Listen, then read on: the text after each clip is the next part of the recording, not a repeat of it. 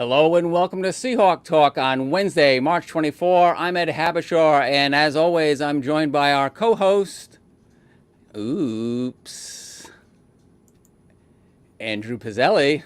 Good afternoon, Ed. Welcome, Andrew. How are you? Good. How are you doing? We are back broadcasting games, and we are going to hand it over to a fellow broadcaster to click our open for Keep Your Distance.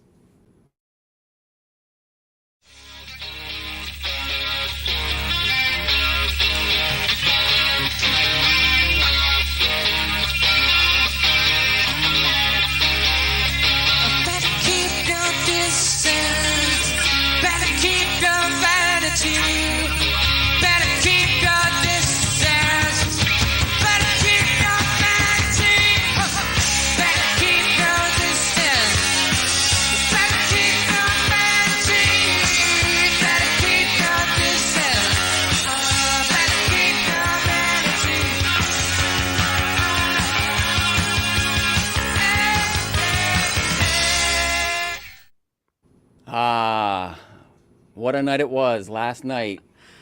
You mentioned, keeping your distance and broadcasting. Well, I kept plenty of distance last night because I was right here calling the South Virginia women's basketball game.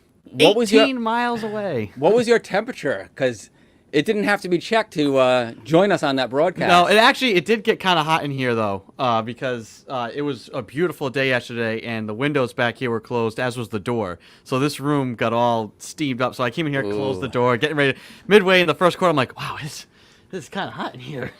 So, but not as hot as the Seahawks were from three-point distance last night. So we'll get into that with Coach Hughes when we speak to her. I know the box score is off a little bit because, like for our broadcast, you and Gavin on the broadcast, it was getting the rust off. Isabella Romano and we were getting our rust off from high above courtside, so we didn't have the audio advantage of being able to hear the officials' calls. So statistics-wise, I think we're off a little bit. So I apologize to the Seahawk players and the Hawks players out there if we've got some of the stats wrong. That box score will be corrected. I'm not going to say before the end of the day, but let me end of a day. Just say that before the end of a day. Yeah. Can we go ahead? I mean, you mentioned our producer, Gavin Parent. Let's go ahead. Can we bring Gavin in? Because I want to get his thoughts here on Gavin. Awesome job last night. I mean, your first time hopping onto a broadcast, doing color commentary with me, while also producing the stream for everybody from the Rogers Rec Center. Just, tell me your thoughts. I mean, I'm safe to assume you had a fun time, right? Oh, it was a blast. It was definitely different when you not being next to me, so it's not it's not so easy to create chemistry with somebody who's not even right next to you. But I mean, I think we killed it. It wasn't too difficult. I was the eyes and ears that you couldn't be, I guess I could say. Exactly. No, there was times where I was like, I don't know what the score is. I don't know how much time's left. I don't necessarily know what player that is. And you helped fill in. Like I said, the play-by-play guy draws the lines. The color commentator calls them in. And you actually helped me draw some of the lines too. So it was fun. Yeah, they hit a lot of threes, so I had enough opportunities to go bang. Yeah. It was an enjoyable listen for both of you. For me, listening to both of you, and I was right next to Gavin, separated by a laptop, just so that we could produce the broadcast and do the live stats. But I was excited for Gavin, as you were getting excited because of the way the Seahawks were playing. Yeah, absolutely. It was a great game. Yeah. As Gavin said, you said there were no fans there, but there was plenty of energy in the arena. Yeah, that gym felt electric. I mean, we were up top watching it from behind the glass, but it felt electric in that arena. Awesome. Well, Gavin, I know we'll talk to you again at the end, so I'll let you get back to doing your producer duties. So we'll talk to you later. And we do have our very first guest. Do you want to bring Coach Hughes in right now? Yes. Let's do it. Welcome, Coach Hughes. I saw you earlier today. You weren't in this environment. You were in your office. Is it lunchtime? I was in my office, yep. So yeah, more or less. It's nice that you're able to go home for lunch. Yeah. What's on I what's don't on live the very far from the school. So. what's on the menu today, Coach? For my lunch, Yes. cereal. No love shrimp it. tails in the That's what I'm cereal, gonna right? have. I don't know if that's a joke. I don't know if you've No. seen that thing I going didn't around. see that. I don't have no idea what you're talking about. All right. Well, no place like home, especially last night. Talk about what it meant to get a game and to have that game be at home for you and your team. Even though there were no fans, there was energy in the building. So just about overall, we'll get into your seniors as well, but just talk about what it meant for everybody to play that game. Well, this season has been so bizarre. We have had multiple conversations about just like it's very surreal. Last night, I'm talking to friends, telling them that it's odd because you never have a circumstance where you have your first game, your last game, and senior day all at the same time. So, I mean, we've never had a senior day that was our last game. We've always made the playoffs. So even having those two things happen at once was odd. Knowing that that was the last game was an odd feeling. We've always gone to playoffs, so you don't know, right? And then you deal with it as it comes.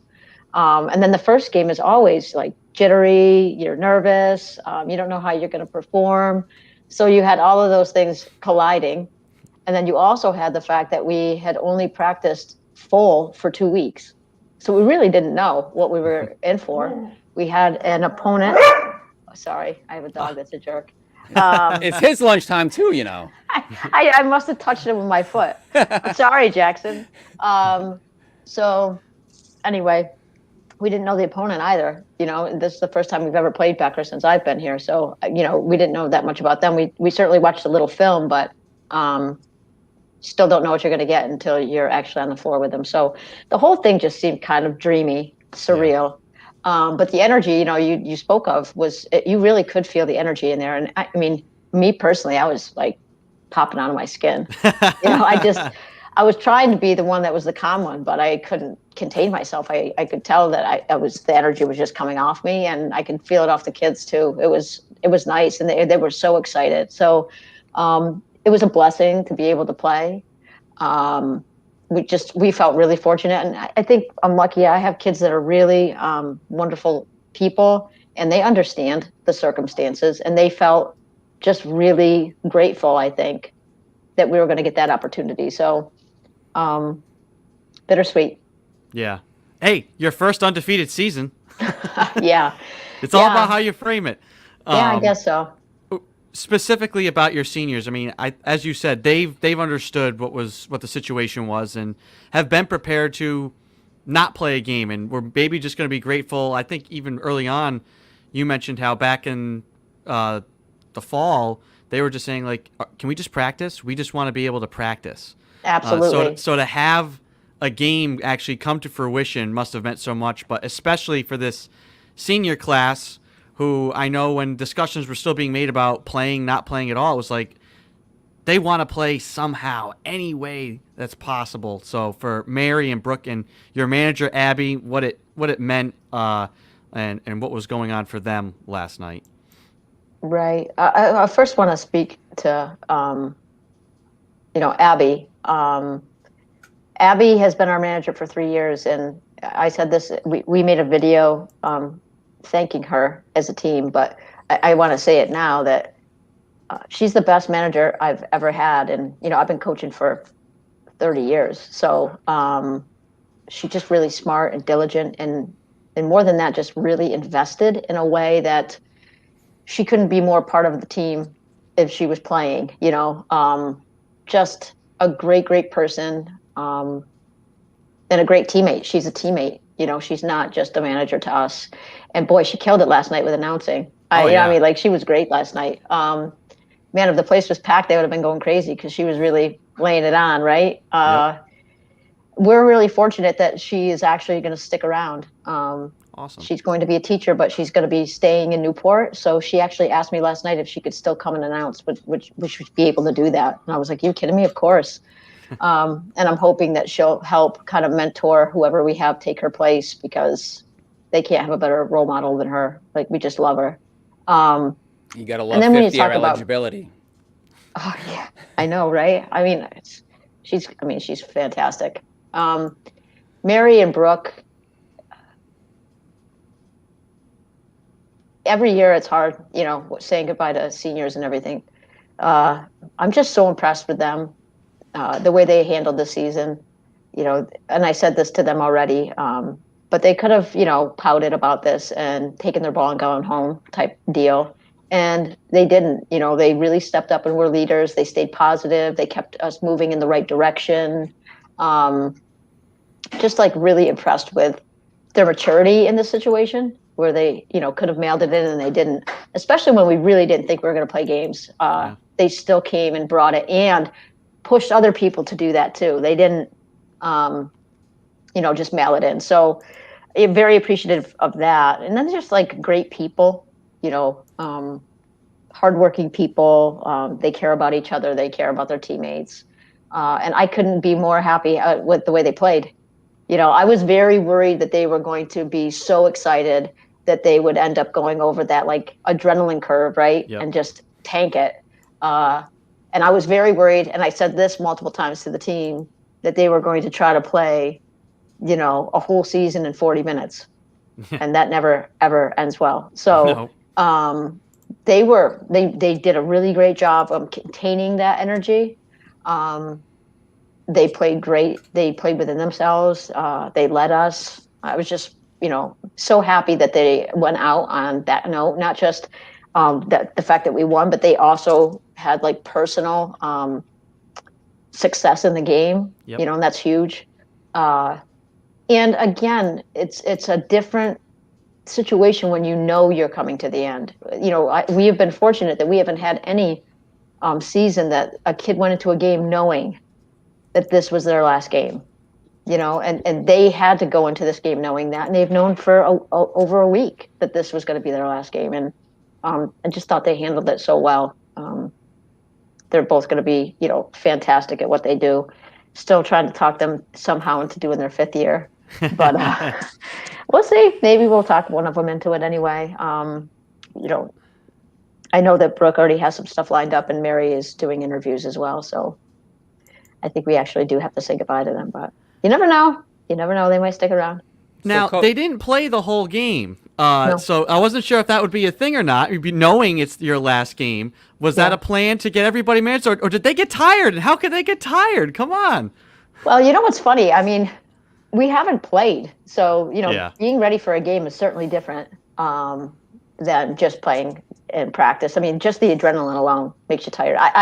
When I'm done coaching, I'm exhausted. Yep. So I mean, that's just me pacing around. So they're not in game shape, but I also had every intention on not playing them the entire time because I wanted them to play well, and I just knew that they would get tired. Even if they were in shape, they would get tired. So I told the team when we found out for sure that we were going to play Becker that I had 3 goals for this game.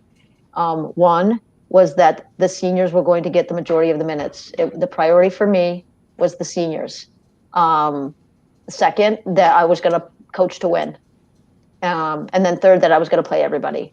So that meant that there were going to be people that didn't get a lot of minutes, and they had to understand that and accept it. And I think we did a really good job of that. I think it did hurt the flow for us as far as like how I subbed. It's because you guys know me, I don't sub like that.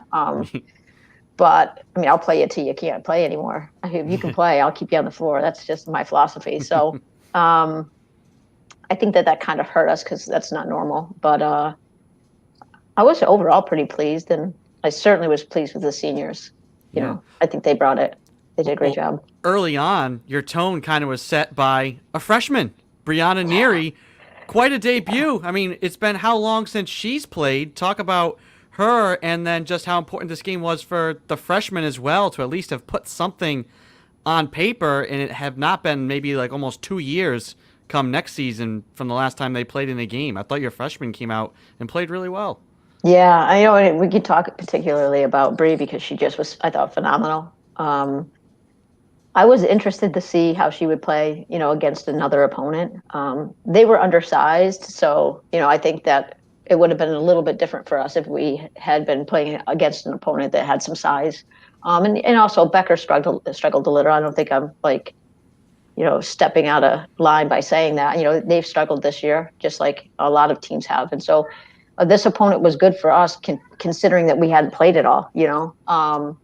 But Bree, I've been saying to everybody that will listen that kid is just going to be a phenomenal collegiate player. I mean, she just really has an instinct for getting the ball. She's so athletic, and I think a lot of times when you see somebody that's big and strong like that, I'm always envisioning Aaron Phillips, for those of you that know Aaron Phillips, right? When you just think of like that, like long, lean, like, hands like at the rim when they take a layup type of player. When you're thinking about athletic, Bree is big and strong, and she hangs in the air. You just don't see players like that a lot, and she just has great body control. Last night, I was trying to get her to do a couple different things than she was, so she could have more success. But man, she carried us in the first 7 minutes. I think she had all of her points, and she plays pretty good defense too. She's a good rebounder. She's a hard worker. She's pretty soft spoken about stuff. I'm obviously a big fan of hers, and I love all of our freshmen. I think that we have a really good freshman class. Not everybody got as many minutes as Bree, but all the rest of them are guards, and so. The post players definitely got more minutes than the guards did. I had no place to put them. When Becker went a little bit smaller, I was able to play 4 guards, and so I did that. But I was pleased with all of their performances, and just seeing them play. That was important. Just to see them against an opponent was important. So, it was good. I mean, I saw a lot of composure. And Coach, agreed. You accomplished all 3 goals fairly quickly, including number 2. You wanted to win, and after an historic 16-0 first quarter, you must have felt comfortable there. Yeah, I did. Well, I never feel comfortable, right? I mean, I just don't. I think that you got to play all 40 minutes. And I've seen the wheels come off before. I didn't think that they were, necessarily going to come back, but I didn't want us to take our foot off the gas for sure. I mean, we also didn't press. I wasn't going to run it up either. I think we pressed twice total the whole game, just to throw it out there to see how our kids would react more than what Becker would do. I was pretty comfortable. Your defense created multiple shot clock turnovers. Yeah. I think that our size helped a lot. I was actually a little bit disappointed in our aggressiveness. We were packing it in, and I think that helped, meaning that they couldn't get penetration and stuff like that. But I actually wanted us to extend a little bit more, and we were being a little cautious as individual players. And I understand that it was the first game, and kids are trying to get their bearings and stuff like that. But I thought overall we played pretty good defense up until the last quarter. I was disappointed in our defense in the last quarter, and I let them know it. I did call a timeout to express myself, and got on a couple players a little bit about the way we were playing defense. I just there's no room for that if we want to be a good team. So, but yeah, did that bring that sense of normalcy to timeout? What is this effort? Blah, blah, blah. All of a sudden you're like, wow, oh my gosh, it's happening. Yeah, and I it's funny, it wasn't typical of the way I coach, I don't think, the way I was coaching last night. I mean, a little bit, but, you're just so much more involved. And when it's a closer game, when you're not worried, like my number one goal always is to play well. Every game, that's the number one goal. And then winning usually takes care of itself. So I didn't have that even on my top 3, right? Yeah. I wanted to make sure those seniors had a good experience and get everybody in, basically. Yeah, I don't know. I feel like the whole thing seems surreal, and it's also it's open. Like the book seems open still. I feel like we're not done. I know we are, but it doesn't feel finished for some reason. It was surreal for me. I mean, your team is the first team I ever called a Salve game for. It was a women's basketball game versus really? UMass I did Boston. Not know that. January 2014. Now let's flash forward 7+ years. Our first real competition back on campus. I'm calling from my spare bedroom. It's surreal all the way around. You mentioned the press. I just wanted to ask you quick. We talked about this in game about how your team handled the press and broke the press. Were you satisfied with how they did that? And I said that practicing that is a pretty good socially distant activity to break, the full court press. So I just wanted to. Me and Gavin were both talking about that on the broadcast. Wanted to get your thoughts on how your team handled that. I actually was not all that pleased with our press break, to be honest. I really wasn't. And I would also argue that it wasn't a full court press. I mean, they pressured us with a guard up, and then they had like basically a half court trapping press. Yeah. And I think that a lot of times that's harder to break because you just don't have as much space. It's kind of like, football with the red zone, right? Yep. Once you start to condense that court, it's just a lot. There's not as much space. So I don't think that we did a great job of that. We did practice it, but their press was so, and I don't mean this as a, derogatory towards them, but it was just undisciplined. So it was hard to know how they rotated. So when we were practicing in a very condensed way, we're trying to learn their press so that we can practice against their press.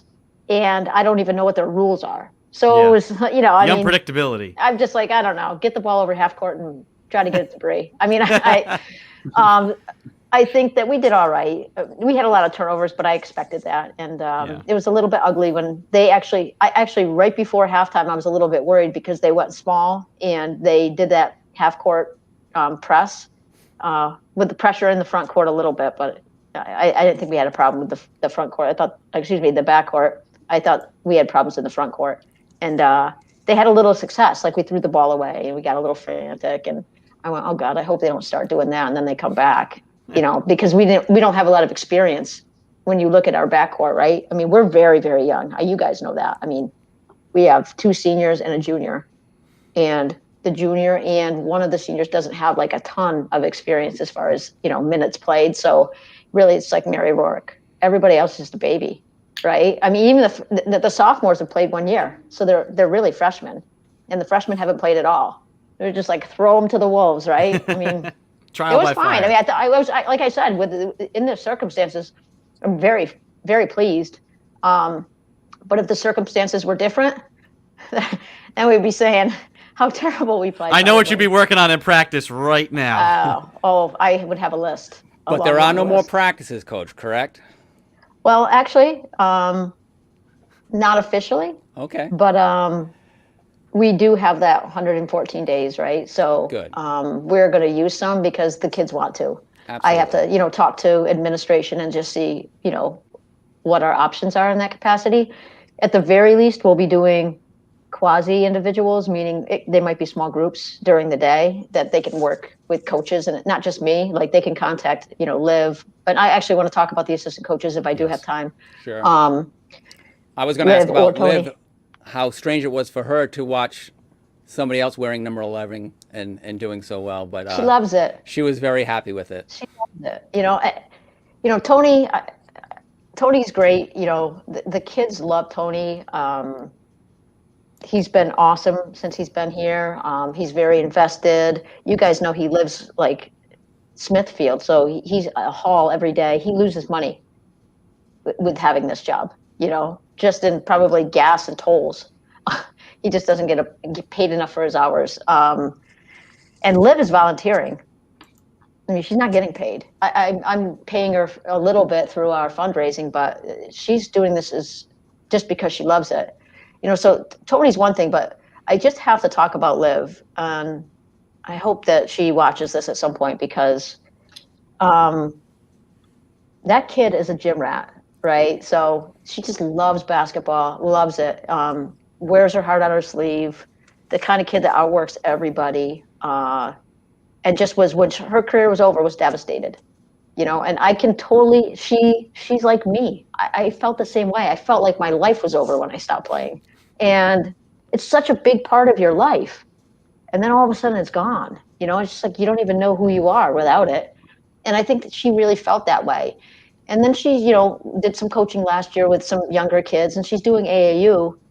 But, I got a text from her last night just saying how, grateful she is just to be a part of Solvay again. about how special just having like the Royal and Kelly on is to her. And you can't have enough people like that around your team. You just can't. I mean, she really personifies what it means to be a Seahawk. She just loves Solveig. She loved her experience. She was not the best player on that team. You guys know that. She had the biggest heart on that team, and she's bringing that now on the sideline. And she's a great liaison between, Tony. I'm older than Tony. Tony's a little bit younger than me. But you got these two like adults, right? Yeah. These old people, and they're like rolling their eyes at us probably, thinking that we can't relate to them. And in some ways we can't. And Liv can. So she's got TikTok. It's all good. She probably, I don't know. I know that's something, right? Should I know what that is? Case in point. So you're saying you don't have it? No. They were trying to get me to do a ball handling TikTok last year. They wanted me to do some like ball handling thing, and I had to squash that because no, I don't think so. I don't think we're gonna go there. But yeah, so Liv is great in that capacity, and she's great. And she's also knowledgeable. She really knows the game. She understands how to coach it and teach, and it's just so great. She wants to come back, and we want her back. And when she does finally leave us, she's going to be a great coach. I hope she just continues to coach because that she's got her head on straight. It's just awesome to work, and it's awesome now to be at a different. I have a different relationship with her now, right? Yeah. So, she still calls me coach. I can't imagine her ever calling me Corey. I would probably, my head would explode. But, now I talk her to, she goes, this is what goes on in the office? This is what was going on when I was a player? I'm like, yeah, this is what happened. Behind the scenes. She's getting the inside, and then, I'm telling her all my sordid stories, and she's just shocked and laughing. And it's different to be in that kind of relationship. I haven't had a lot of players be my assistant afterwards, especially when they're so young. But she's so mature as far as like the way she approaches her job that there's zero problem with her coaching kids that she used to play with, so it's just great. I can't say enough about Liv. I just love her. Coach, Andrew and I can relate, and we'll call you Coach as well. We coach somebody, and he had his first moment with yesterday's broadcast. So that's Gavin Parent. He's on screen right now. He was thrilled to be broadcasting, and what a thrill your team gave him because he called 10 3-pointers last night. Yeah, they were filling it up from downtown. Yeah, it was nice. Mary Rourke with 5. Yeah. Yeah. I felt like Mike Breen with all my bangs every time you guys hit 3. So you gave me a lot of opportunity to call some 3-pointers. Well, you're welcome. I hope we can continue to do that. That would be nice. In addition to Gavin, George Corrigan was able to be on hand and shooting these wonderful photos that you see on the screen. And we were just thrilled to have games back. So thank you. We are so, and I speak on behalf of the team. I was leaving the gym last night to head up to my office, and Morgan Shuey stopped me and said, thank you so much for making this happen. And I said, you need to thank Jody, because she helped make this happen. There was a lot of frustration for us trying to get this to happen, thinking we're going to play, then we're not going to play, and trying to find an opponent. And I'm not going to lie that we were very frustrated, and we got the game. At the end of the day, we ended up being able to play, and we're so grateful. I'm so grateful on behalf of them. And so I just, if she's listening too, I just want to thank Jody for that, because it meant I don't think anybody can really appreciate how much this meant to them, especially the seniors. So thank you to her. Absolutely. She was cheering you on right away, and she was ready to jump in and help me out with statistics as well. Yeah, I saw her up there actually. Yeah, our fans. It was you guys. It was like, maybe no 5 people up there. No spectators allowed. Exactly. Yep. They were. Yeah, I know. And 120 something people online watching. That's at awesome. least. Yes. So. And that's awesome. And that's just numbers that were tuned in. There might have been multiple people around individual screens, and I know of a couple that are former Seahawks that were in the parking lot watching the game. There were a couple of those, actually. Yes. And I know you're talking about the Martins, right? Yes, Which is awesome. But, the Rourkes were also watching from their car. Oh, really? Yeah, wonderful. Yeah. They wanted to be here for their daughter when she was done. So, we have awesome family. Awesome families. Like they were in the comment section, too, saying, rumors swirling that season was canceled because Salve was going to be too good. That's really what happened. Oh, yeah. Is that what it was? Oh, wow. I wish somebody would have told me that. I've been having a heart attack about how we're going to be. But, yeah. Hey, we weren't bad. For all things considered, I was pretty pleased. And that's saying something. You know how miserable I am. So the fact that I'm even smiling, it's got to mean something. And as we predicted, we knew we could fill the full 30 minutes with you as our lone guest on today's show. So thank you very much. Sorry, I can talk. No, I can absolutely. Talk. No problem. Our pleasure. Love it. So thank you. That's Corey Hughes, Salve Regina University, head women's basketball coach in her 14th season and most unusual season of all time for everybody involved. But as Andrew and Gavin said, they finish undefeated. 1-0. 1-0. Doesn't get any better than that. Oftentimes, national champions can't say that. Indiana was the last one in the men's basketball. I know UConn has done it quite a few times in women's basketball, but Gonzaga's trying to make that claim this year. So Andrew and Gavin, thank you guys very much for joining us on Seahawk Talk. I'm Ed Habishar. That'll be it for today. Join us next Wednesday. It'll be April, I believe. No, it'll be still March 31. So April Fool's the next day, Andrew. Do you have anything planned this year? I ain't going to reveal that. I think you took it off last year, didn't you? I wanted to go easy on people last year, but now I've got 2 years worth of April Fooling to get off my chest. So it is pent up. So we'll see everybody here next week on Wednesday, March 31. Join us every Wednesday from 12:30 to 1 live on Facebook, Twitch, and YouTube. And as we always do the audio portion on Sounder FM, join us to listen in when you're on the go. So thanks to Corey Hughes, our guest, and for women's basketball lighting it up. Next week, who knows who'll be on. We'll see what guests fill it up, but we're starting to have games. So more highlights. So thanks to George Corrigan as well for his photography at yesterday's game that we were able to showcase on today's show. For Andrew and Gavin, I'm Ed Habishar. Have a good day, everybody.